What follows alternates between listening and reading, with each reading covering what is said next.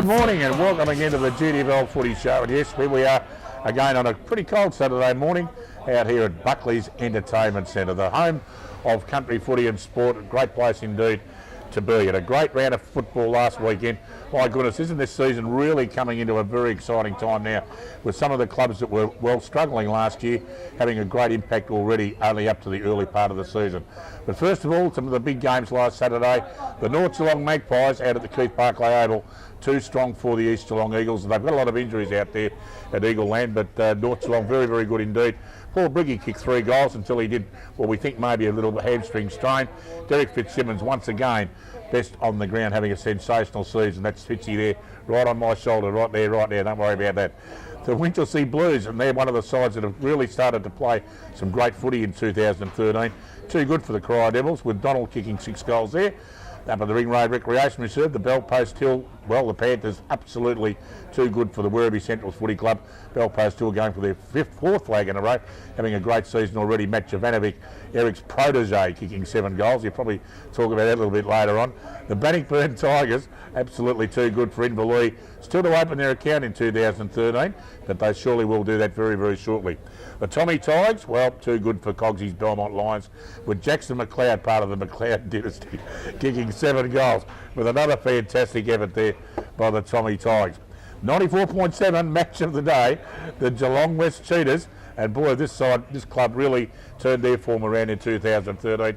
Much too good for the Anarchy Roos, with best on the ground, the Denham boy from the Geelong West Cheetahs. Hello, I'm Dick Philpott, and once again I've assembled some of the biggest names and brains in country football to eradicate, adjudicate, communicate, but definitely not procrastinate. And of course, firstly, you'll notice, ladies and gentlemen, that the little man from Werribee's not with us this morning. He couldn't get out of bed, but I have got the legend of local football with Eric Nicholls right beside me. G'day, mate. Good morning, Dick. Nice to be here. And Grubby has changed a little, hasn't he? Well, he has actually. I've got him right beside me here. There we go. We'll get the camera. No, we haven't got him. Doesn't matter. Got the camera on him. There he is. That's him. He's shrunk. Well, he couldn't shrunk anymore anyway. And I think we've got another guest on the end there, coming from the netball segment. Did you want to go home this morning? Well, I just thought, Dick, you needed a third person here. Went away, me and you, laughing back together again. It's absolutely great to have you on, Donna, and most of the other girls have all gone home, but you've decided to stay and spend a little bit more time with your Dickie. I tell you what, I've got to spend time with the big boys. Thank you very much. Well, before we go and talk about some of the action coming up today and some of the other guests on the show, we'll talk about the Anzac Day game. I know it was a fair while ago, but it's worth mentioning. It was the inaugural Anzac Day game of the GDFL. It was out at the Bannockburn Victoria Park, and we're between the Bannockburn Tigers and Inverleigh Footy Club, near neighbours, and a magnificent crowd out there, as you can see by the footage there we've got up on the screen for you.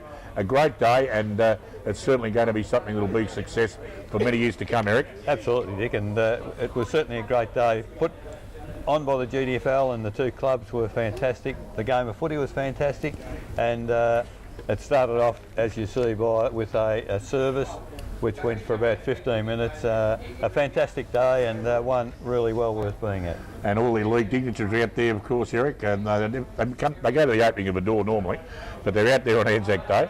But I think it's something that's sort of caught on now, and providing that the solemnity of Anzac Day is always kept, I don't think there's any problem having these games, particularly in the afternoon on Anzac Day. Oh, absolutely not. No, I think both of these clubs are very, very keen to continue in the years to come. Magnificent crowd there. So congratulations to the GDFL and all concerned for putting on such a great spectacle in local footy. Fantastic indeed. Well, the 94.7 match of the day last Saturday, Eric, was an absolute beauty. Geelong West Cheetahs, they've turned their form around, as I said at the opening in 2013, and you caught up with Nick Washington after the game. It was the 94.7 match of the day, and Nick Washington, here he is with Eric Nicholls. You must be very happy with yourself. If my mathematics is okay, 3 wins, 1 loss for Geelong West. Correct, mate. It's going pretty well at the moment, so thought for a couple of times there we're going to give it away, but we managed to hang on and really work hard into the breach in the last quarter, so come away with a very good solid win. Even though it was scrappy football, we'll take the win. Our observation was that you really struggled with the win generally, but your 2 quarters against the Blues were brilliant. You obviously had a strategy to keep possession, keep the ball low, in contrast to Annie just wanted to kick it high, wide and handsome. I think you'll see a big change in the way we play footy this year. We're a very target-orientated side. We'll try and hit up targets as much as we can with the short pass. Long style of football, it's probably not our style of football, and it got showed up today a little bit. In that third quarter, we were trying to kick on and win the game. Obviously, we come out to win it in the third quarter. We just seemed to switch off and just think that the Breeze was going to actually do it for you, when it didn't actually work that way at all. So it was good to see. I gave them a bit of a spray at three-quarter time, and they responded very well in the fourth quarter and worked very hard up into that Breeze and come away with a good win. So, yeah. How did you and the players rate the wind? It was a very strong wind. Was it difficult for your skills? Yeah, very strong. If you can see the ball sort of curling back over yourself, if you give the ball a bit of height, it was terrible. You had to keep the ball nice and low. And when we did that, it seemed to work really well. Just a few times our forward delivery was a bit ordinary, and like that's going to happen on a day like this today.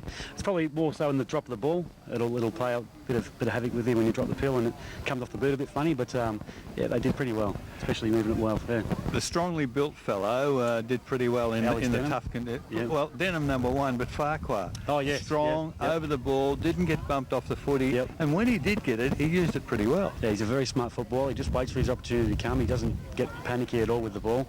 He's a smart footballer that's been getting better and better under us for the last couple of years. So he's one of the blokes you can see as a bit of a result of our hard work, and he's one of them. So yeah, he's really happy with his game today too. We're a bit concerned about Simsy. He third quarter had a ball, tried desperately to give it to somebody, mucked it up, and a few seconds later ended up having a shot for goal, missed by a fortnight. Yep. In the last quarter, kicked a magnificent goal against the Breeze. Yeah, well, that's Simsy for you today. He's a bit of a bucket of anything, Simsy. He's just fantastic. Like, you'd never ever put down his just attack on the pill is unreal. Probably his skills is probably his downside of his game, but every week we're working on it. We're trying to work with a game style that actually suits Simsy, so that's something we've got to work on. Obviously today, another thing we probably haven't spoke about, we were without Daniel Harrison today and without Justin White, who I would probably rate in our top 5 players. So it was really good and encouraging for us to come and get over the top of a side that was probably about the same place as us at their home ground. And I just think that we're a lot better side than people think we are. I just hope that we can just keep rolling with the way we're going at the moment. All right, 3 wins, 1 loss. Yep. What are your aims at this point in the We want season? to play finals. No doubt. We want to play finals.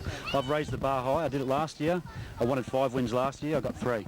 Okay, so this year we're going for 10. I've heard a few people laugh about that, but I guarantee you won't be laughing when we beat you. It's the way we go. Well, I've got to say, we need to apologise. We haven't seen enough of Geelong West in recent years. We're going to see a lot more of you this year. Well done. Keep up the good work, and we wish you well in the future. Worries. Thanks, Eric. Thanks, Eric. A great interview there with Eric Nicholls and Nick Washington from the Geelong West Cheetahs. We're going to take a short break and come back with more footy to talk about after this. We are the Raiders from all around Geelong. I'm here to tell you how football is strong.